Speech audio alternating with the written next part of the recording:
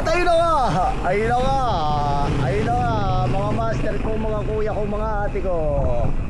Maraming salamat sa patuloy na pagsusubaybay sa ating mga usapin. Okay, ngayon ay pupunta ako ng Quiapo. Kaya samahan nyo ako pupunta ng Quiapo habang tayo ay, you know the drill, meron tayong tatalakayin. Ano nga ba ang ating tatalakayin? Pero bago yan, siyempre, isang like at isang subscribe at isang follow lang para sa ating mga socials. Masaya na tayo doon. Bike Talk with Papa Jack YouTube channel, FB page at siyempre sa ating TikTok account. Alright, Papa Jack, ano ba pag-uusapan na pagkukwentuhan natin ngayon? Okay, pagkukwentuhan natin ngayon, hihimayin natin kung bakit ba mas masarap pang magbisikleta sa ibang bansa kesa dito. Bibigyan ko kayo ng mga pointers, bibigyan ko kayo ng mga dahilan, ilang mga dahilan kung bakit mas masarap pa na magbisikleta sa ibang bansa kesa dito sa Pilipinas. Ngayon, kung interesado ka dito at nagbabalak ka na magbike sa ibang bansa, ay para sa itong video na to. Tara na, simulan na natin to! Si Papa Jack ako, si Papa Jack ako, Papa Jack ako. Papa Jack, bakit ba ang hilig mo magbike nang umainit? Kailan mo yung tsura mo, mukha ka ng negro. Hindi, tanghali na eh. Ano na nga, ano pa lang na ano na ngayon? Ano ba kayo? 2:30 na ngayon, siyempre.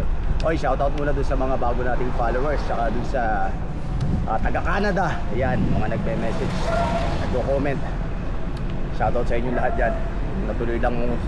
Kung natuloy lang ako sa Canada, di sana dyan na tayo nagbabike, dyan na tayo nagbablog. At syempre shoutout sa mga taga Qatar, sa mga taga Bicol, taga Norte, taga Ilocos, taga Baguio, ang mga followers natin. Maraming salamat sa inyo, ha. Nagpalit tayo ng handlebar. Ginamit natin itong si Marine Rice. Yung ano, ang pinagpalitan nito is yung Pops Pro na carbon. Maraming salamat, Pops Bike Shop, ha. Pinagpalitan nito yun. So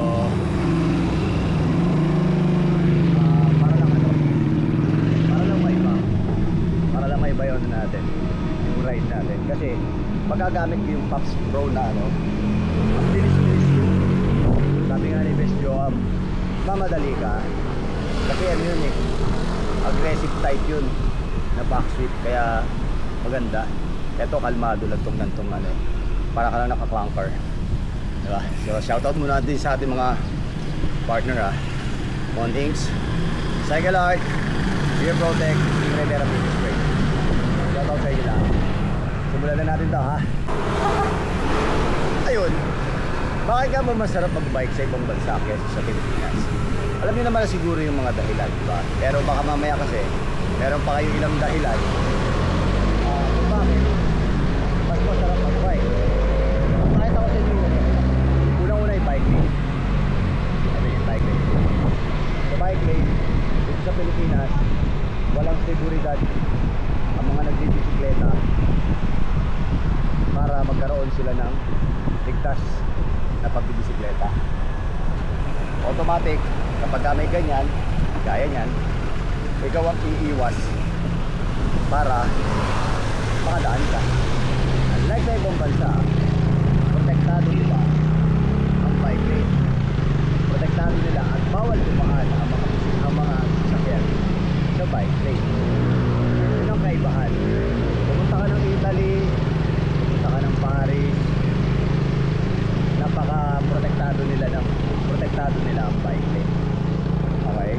So, dito sa Pilipinas, kahit may bike lane ka, pagka dinaanan, wala kang magagawa. Diba? Mumurahin ka pa. Pagka nagmamadali ka, mumurahin ka pa. Kaya niya mga yan. Wala ka talagang no choice. Hindi mo iwas sa kanila. Pagsapalaran sa kanila. Tatay, oh. At sumunod, ang Pilipinas, hindi naman talaga bike friendly. bike friendly ang Pilipinas. Hindi buong Pilipinas bike friendly. May mga ilang probinsya siguro na talagang halos makikita mo wala ganun dumadaan, or maganda yung simoy ng hangin, maganda yung tanawin, malawak ang daan kasi probinsya. Pero dito sa NCR o sa mga syudad gaya ng sa Batangas City, napakarami sasakyan pero halos walang bike lane.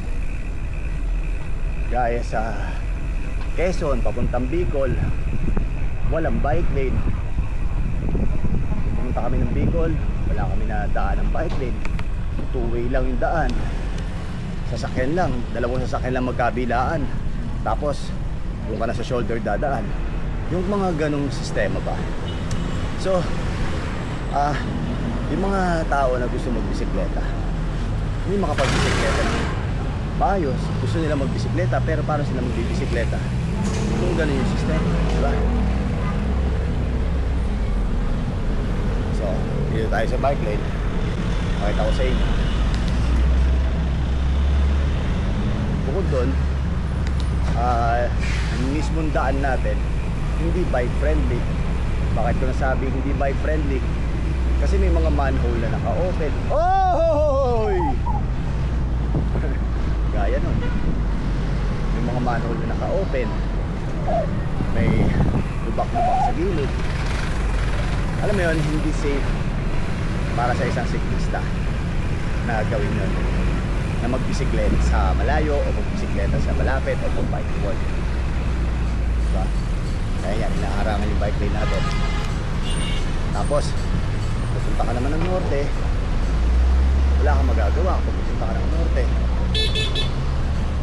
kasi gaya yan.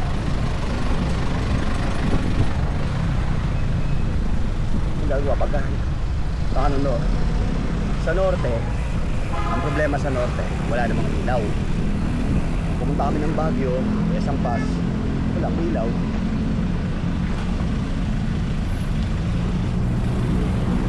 So wala kang choice, diba? Baga hindi visible yung mga siklista sa national road nila. Sa Bulacan, pagpunta ka sa Bulacan, napakapangit ang daan doon. Tapos may mga area doon na walang ilaw. So paano kung gagalahan magbisikleta? Yan ang mga isa sa mga dahilan kung bakit ganun yung nangyayari, diba? May tumawid! Nakantete, kaya kita na oh. Tanda-tanda na eh.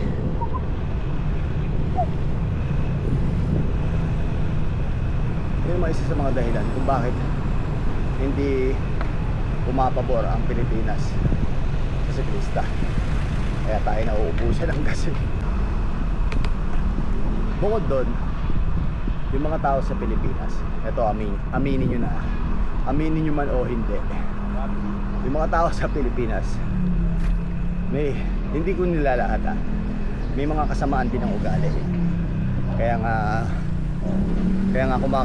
kumakalat, dumadami yung tinatawag na road rage diba? May kasama ng ugali ang ilan, lalo yung mga medyo entitled na motorista, mapamotor man yan o mapakotse, mapasasakyan, sobra silang entitled na nakamamahalin sa sakyan o huwag mo kong didikitan, huwag mo ano. So yung mga ganon, sobra silang entitled sa mga ganong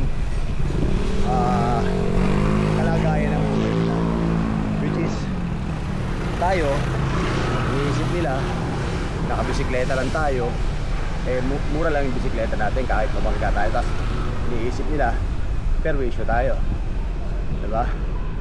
So kahit gitin nila tayo, kahit hagingan nila tayo, hindi naman ang katwiran nila. Bakit? Di ka naman nabangga. Kung ayaw mo ng ganyan, huwag ka magbike. Ganyan yung ugali ng mga tao dito sa Pilipinas.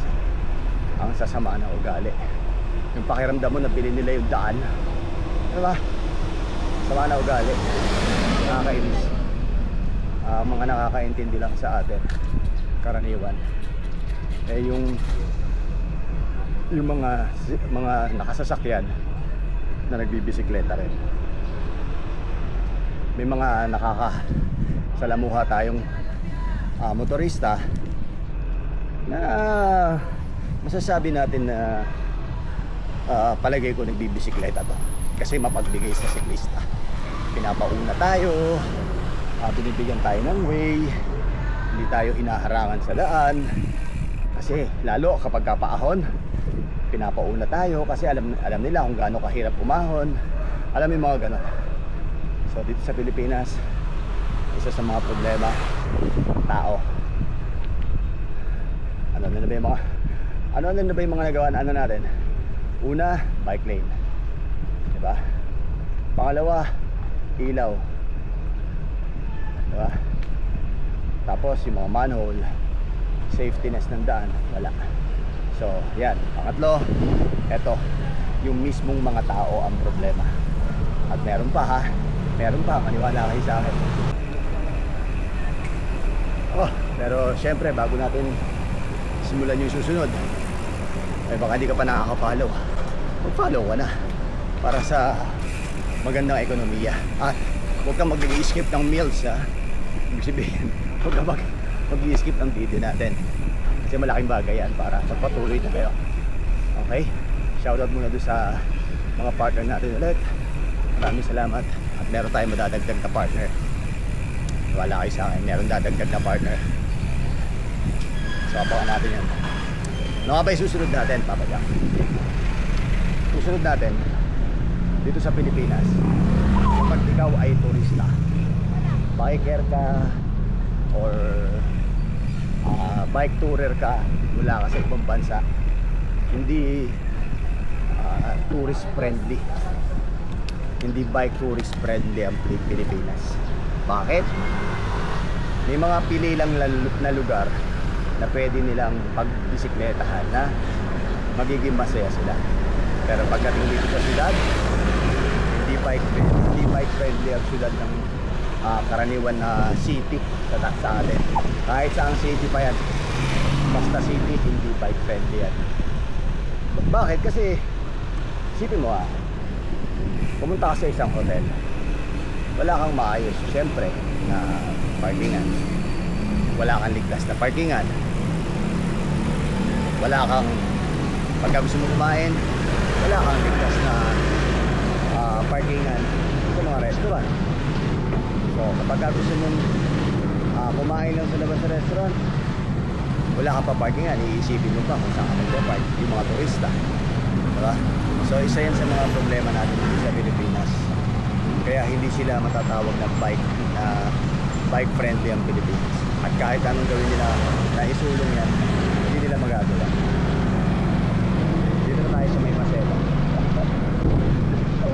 Tatawid tayo tapos alusot natin Lacson. Bago ang lahat, commercial muna tayo. Ikaw ba ay kumakarera? Ikaw ba ay mahilig sa race? Or mahilig kang mag-travel? Mahilig kang magbisikleta, long ride at short ride, o kahit na ano pang sports? Kung ganon ang iyong mga aktibidades sa buhay, aba, gumamit na kayo ng Stingray Therapeutic Spray. Saan mabibili ang Stingray Therapeutic Spray?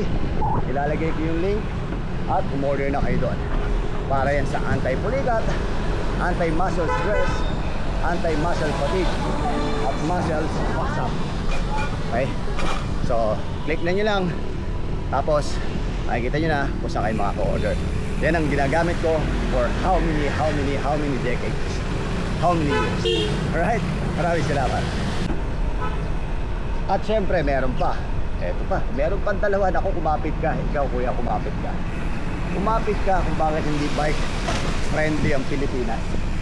Kumapit ka lalo sa mga turistang siklista. Ito hindi ko naman sa nila lahat Maraming mga siklista rito sa atin. Akala mo kung sino. Kapwa niya Pilipino, niyayabangan pa niya. Kapwa niya Pilipino, pinag-aangasan niya. Nagpapagandahan ng bisikleta, 'di ba? Pagka nagpapamahalan. Kapag ka hindi mahal ang bisikleta mo, outcast ka. Kapag sila naka-gravel bike at ikaw naka-MTB, outcast ka. Pag sila naka-road bike at ikaw naka-MTB, outcast ka. Kapag sila naka-carbon, ikaw naka-bakal, outcast ka. Ha? Lalo ka pa, dun yun sa mga hindi mo kakilala, ha? Pero pagkakakilala mo naman, kahit na yung bisikleta, obra naman. Pero, paano yun? Kung hindi mo kakilala, kailangan ba ganun ka pa rin? Diba? So, sa Pilipinas, masyadong mga yung diskriminasyon, napakataas pagdating sa pagbibisikleta. Kailangan maganda lang yung bisikleta mo. Pag maganda yung bisikleta mo, papansinin kita. Pero pagka hindi, dead baka sa akin, nansala. Ganun dito sa Pilipinas. So, walang siklista na gaganahan pagka ganun. Diba? Tapos, pagka ikaw hindi ka naka-fixie at ikaw meron kang cambio, hindi ka mapapansinin. Pagka wala kang brake, tapos sila naka-MTB, tapos fixie ka, wala kang brake, hindi ka papansinin. Diskriminasyon. So, kailangan dito sa Pilipinas, hanapin mo yung grupo mo. Hanapin mo kung saan ka bilong. Hanapin mo kung nasaan yung mundo ng bisikleta mo. Yung ibang mundo, hindi sila pwede magsama-sama. Ganun yung dito sa Pilipinas. Pag ikaw bike tourer ka, bawal yung mga race bike. Bawal yung mga naka-road bike, bawal yung mga naka-MTB na mababagal na sinasabi nila. Bawal yung mga naka-Japan bike. Ganun dito.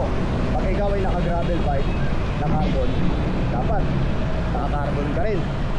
Ganun dito sa Pilipinas. Naku po, napakataas ang diskriminasyon dito sa Pilipinas. Kaya sobra. Kala mo lahat ng siklista may pambili kagaya nila. Paano kaming mga mahihirap, mga middle range lang ng buhay, diba? Yun lang naman. Dito tayo sa may Moraita, kaliwa tayo dyan, tapos kakaliwa ulit tayo, tapos ayun na, kaya muna malapit na tayo. Pero gagawin ko, ibahin naman natin ang daan, kabila naman tayo kasaan. Okay. At syempre, ito ang pinakahuli. Ito ang pinakahuli. It's not problema sa Pilipinas. Ang problema mismo, siklista. Ito yung pinakahuli. Kasi nangyayari, dahil walang batas sa Pilipinas na bawal dumaan ang bisikleta, na bawal ang siklista sa ganitong area, walang pinagbabawal sa siklista eh.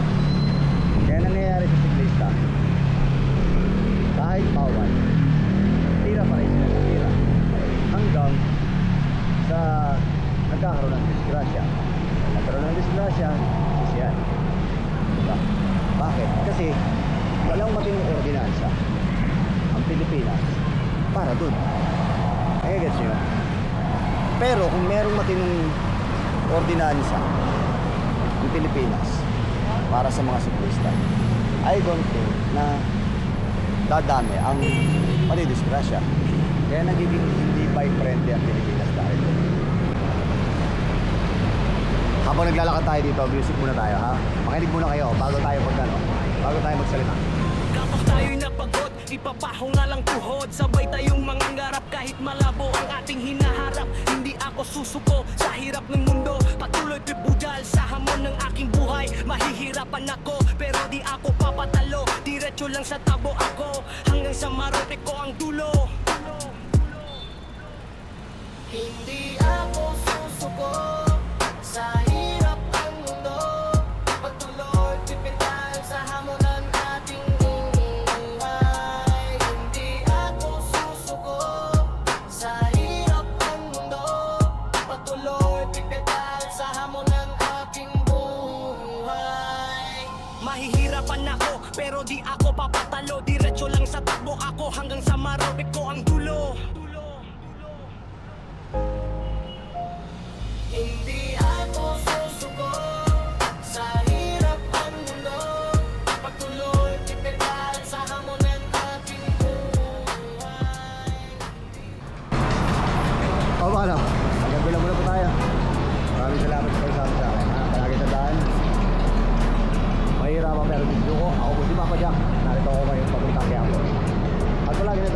sa Diyos ng gabay at palawakin ang kaalaman. Humingi sa Diyos ng gabay para sa ating paglalakbay. Kamali ka pa, bababa. Ciao.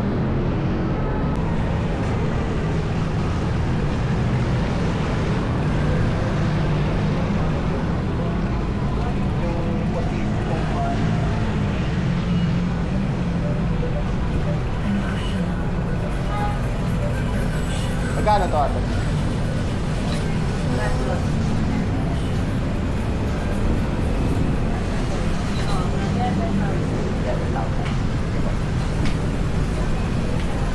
$11,000.